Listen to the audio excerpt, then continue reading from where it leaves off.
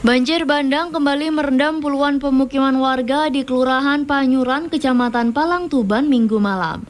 Banjir bandang sempat membuat warga panik. Pasalnya air berwarna kecoklatan ini sampai masuk ke pemukiman warga. Banjir bandang terjadi karena hujan deras melanda kawasan setempat selama kurang lebih 2 jam. Debit air yang tinggi menyebabkan aliran sungai yang melintasi kawasan setempat tak kuat menampung air hujan, sehingga meluap dan meluber ke jalan raya serta pemukiman warga. Selain karena dangkalnya sungai dan sempitnya lebar sungai, sampah juga menjadi salah satu penyebab banjir.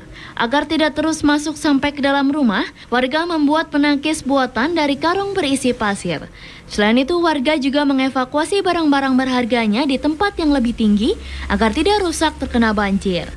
Pasca banjir, warga membersihkan air bercampur lumpur dari dalam rumah mereka dengan peralatan seadanya. Hujan pasti ini hujannya pelan gitu, bosan hujannya banter kayak pasti banjir. Bikin ini tercek nih kali alit nih. Oh, jembatannya tidak mampu nampung gitu. Oke, kali ini kan alit nih sempitnya kan loh. Terus ini banjir dari mana, Pak? Banjir dari kali, Pak, meluap sini. Oh, kenapa Pak ini kok meluap ini kalinya?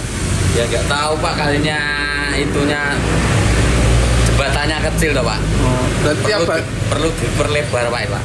Warga berharap pihak terkait segera memperbaiki lebar jembatan yang dinilai warga terlalu sempit.